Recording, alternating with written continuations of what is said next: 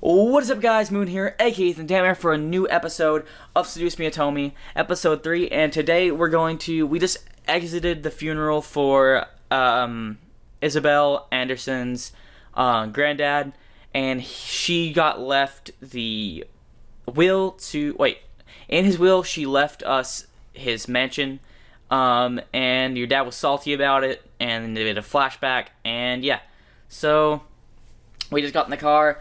Your mom was like, "Hey, we give the lasagna," and yeah, thanks, Mom. However, my dad didn't speak the entire drive home. I wanted to talk to him, but after his moments at the funeral, I wasn't sure if that was a good idea. It's about time we took off those dreary black clothes.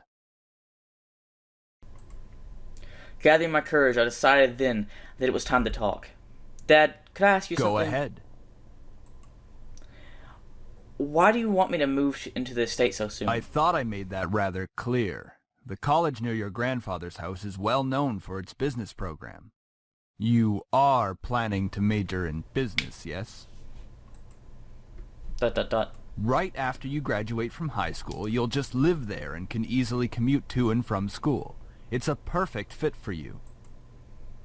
But it's so sudden. You just decided so quickly after the funeral. Don't be so sensitive. If you're like that in the real world, you'll be crushed. I'm just saying that maybe we could talk a bit more about my future. In reply, my father rubbed his temples and sighed quietly. After you graduate from college, you'll work at Anderson Family Toys. I have connections since I am part of the board of directors, so you will be guaranteed a spot. That is what we talked about before, yes? But what if... Stop mumbling! But what if I don't want to work there? Don't be silly.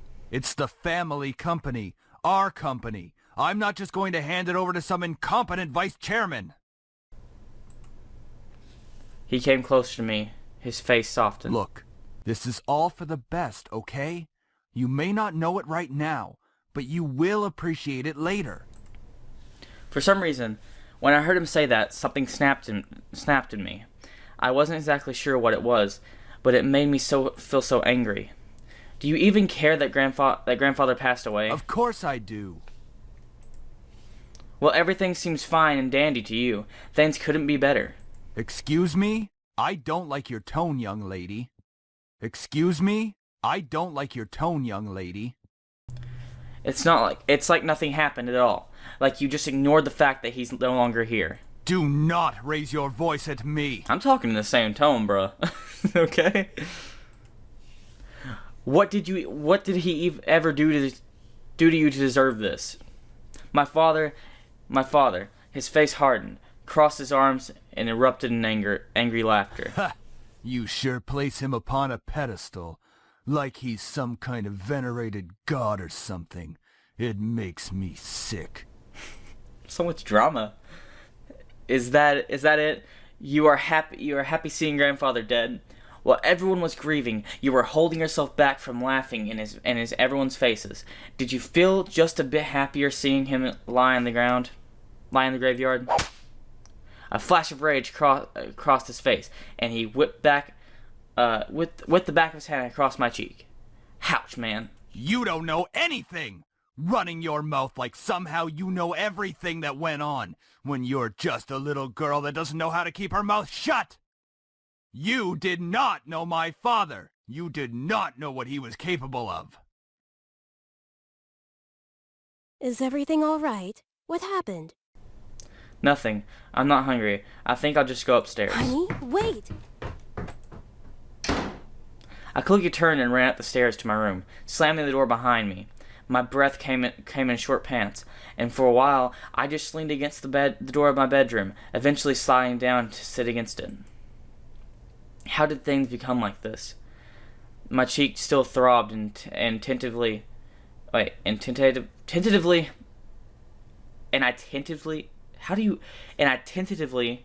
stood up and looked at the mirror to see how it looked. Hopefully it doesn't bruise. What am I saying?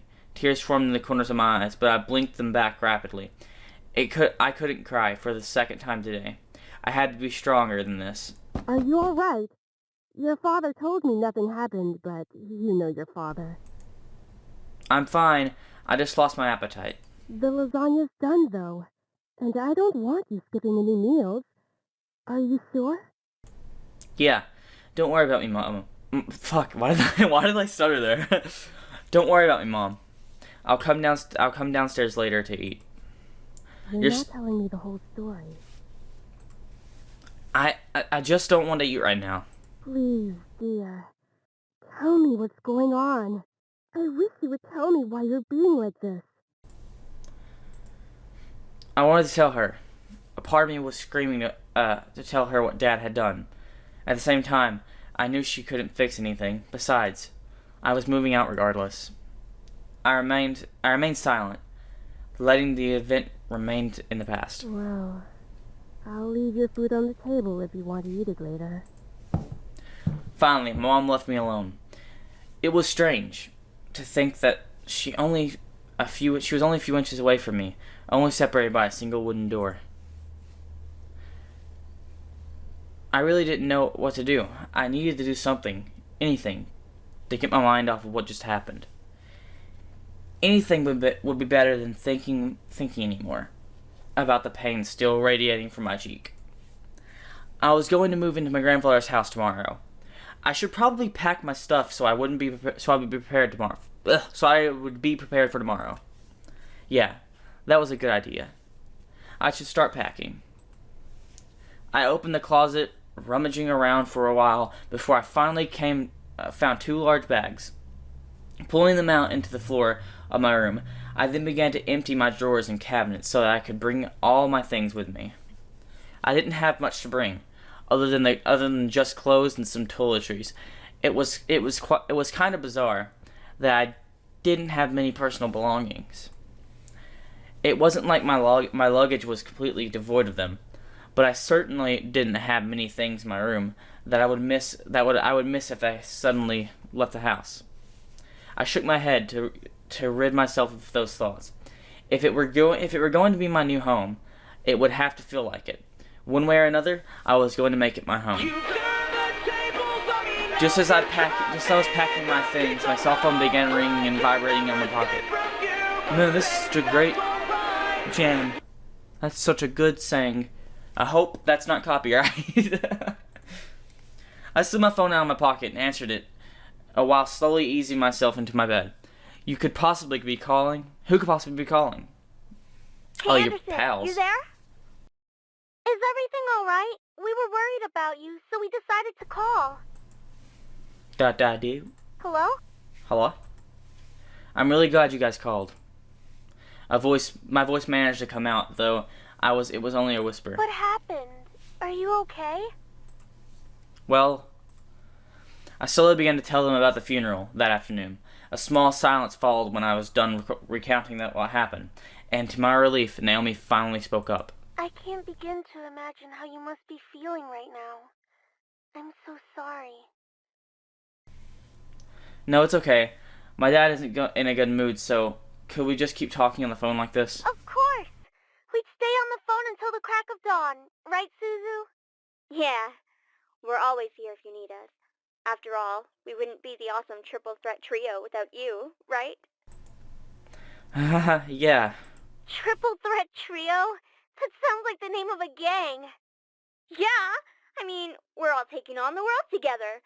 We've got to sound somewhat scary, or else no one's going to take us seriously. What's with you and naming things? You've got to step up your game, Naomi. Falling behind the cool kids like Anderson and me. Tisk tisk. Hey! I'm a cool kid! If anything, I'd say you'd have to step up your game. We chatted cheerfully about all sorts of things.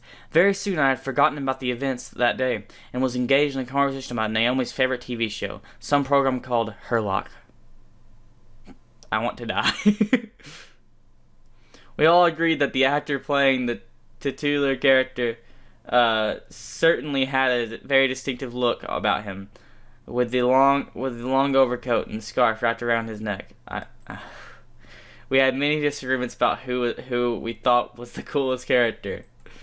Yeah.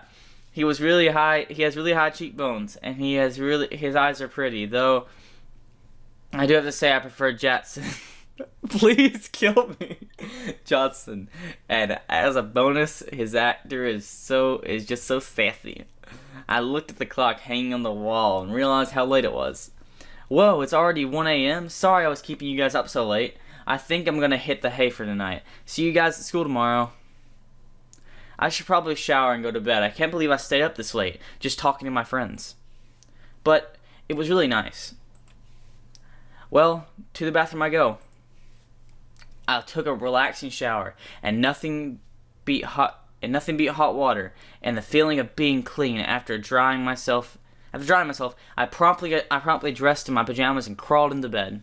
Ah, a nice hot shower after a long day. I'm so glad I finally get into bed in my bed.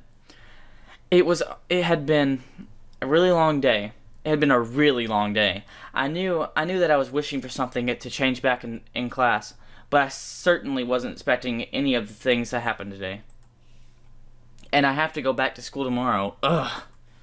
I curled up on my side, tightly wrapped in the blankets around me. I really wasn't in the mood to be returning to school, but my dad probably would make me go, just for the sake of it. It's time to go to sleep. I reached out to the lamp on my nightstand and turned off the lights. However, my mind was so lost in the passing of my grandfather that the thought of inheriting something so big that it haunted my mind the entire night until the next morning.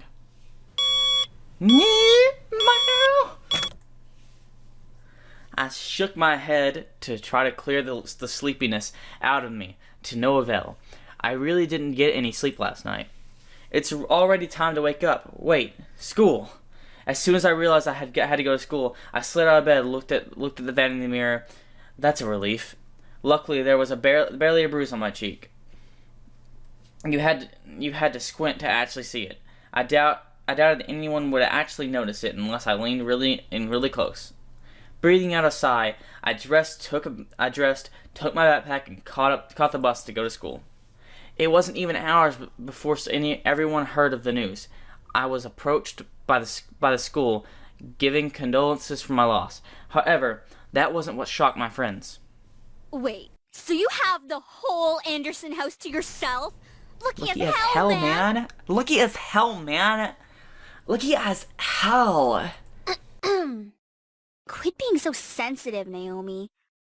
Quit being so vulgar, Suzu. Naomi's right, Suzu.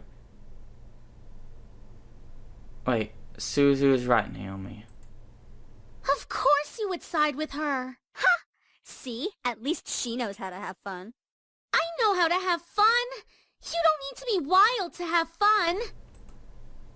Guys, I'm going there after school today because my parents want me to get used to living there. Seriously? It hasn't even been a day since you came back to school. I know. My parents want me to try living there as soon as possible. Still, that's really fast. Are you going to be okay? Of course, haha. But even in the comfort of my best friends, life seemed to keep testing me. Oof. Hey! Don't go around shoving people like that. Whoops. The fuck? Did I strike a nerve, Capini? She let out a small laugh as she twirled her hair around her finger. Lisette, one of the last people I wanted to see today. It's not me you should be apologizing to. Oh, Anderson. Hey, how's it going? I'm alright. Haven't you already heard, Lisette? Of what? Her grandfather's passing. Ah, well, I'm sorry about that. I don't really watch a lot of news. It doesn't really sound like you mean it. I do mean it. Earnestly. Why wouldn't I? Typical Capini. Isn't her family involved with the mafia or something? I wouldn't be surprised if she brought out the bat from behind her back right this moment. I had nearly forgotten the crowd that followed Lisette, which was mostly comprised of people that no one wanted to see on a typical school day. No one had the slightest idea why exactly they followed Lisette around persistently, but they labeled themselves as social equals with her. That is out of line. Suzu comes from an honest family. Says the one whose family profits from political scandals. Yeah, your dad doesn't make anything unless he's in the court with dirty politicians. Hey, let's all calm down for a second, alright? I'm sure Anderson needs some time to recuperate. I mean, what just happened? We need to give her some respect. ... Just stop. Stop acting like that already. Like you feel sorry for me. What are you talking about? I'm sure you're happy seeing me like this. You already have everything you wanted, and now seeing me like this, life couldn't get any better. Bitterness swept into me, and words started flying out of my mouth without filter. But honestly, I didn't care. I was so consumed by anger that I only saw Lisette in front of me. What exactly am I to you? Just another part of your obstacle course? Is that what I am? I'm sick of Lisette. I'm sick of it, Lisette. I'm sick of all these charades. I'm sick of you. Gas rose from the crowd around her, and I was brought back to the school hallway. Even my friends beside me looked at me in surprise. One girl looked like she was going to speak up, but Lisette held her hand and stopped her. There was an emotion in her face that I couldn't quite make out, but I could see a form of pity in her eyes. No, don't you dare pity me. I looked away from her. I didn't want to see that emotion that in her eyes when she was talking to me. She didn't have the right to look at me like that. I'm sorry. I know your grandfather passing away must have really taken a toll on your emotions. She stepped towards me and put her hand on my shoulder, giving me a tiny smile as if for old time's sake. But for some reason, I didn't feel comforted at all. Not that I was just angry at her, but the expression on her face, she leaned in close to me, contorted into something complex. Something was different about her. I couldn't quite put my finger on it, but something about her had definitely changed. Well, I'll be going for now. Track meet responsibilities and all of that stuff. See you later. Something about Lisette made me feel uncomfortable. I was just angry, but also uneasy. What was it? I had never seen her like this before. But I decided to pay no further attention to it. She continued running down the hallway with her gaggle of friends behind her. I refocused my attention to Mrs. Phillips, that's what it is. Mrs. Phillips, who was walking down the hall towards me.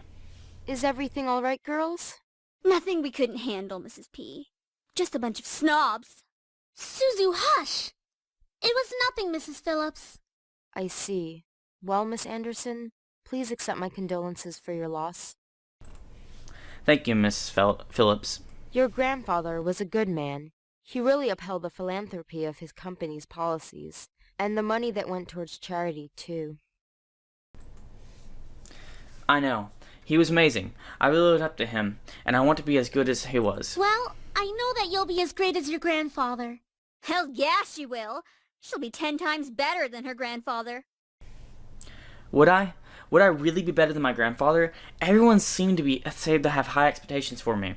I wanted to do my best to make my family proud, but to be better than my grandfather? I wasn't sure about that. From outside the school window, I saw a familiar blue car pull up to the curb. Undoubtedly, it was my father in the driver's seat. Oh, my ride's here. Well, I guess I'll see you both tomorrow. Want us to come with you? No, it's okay. I'll be fine. See you.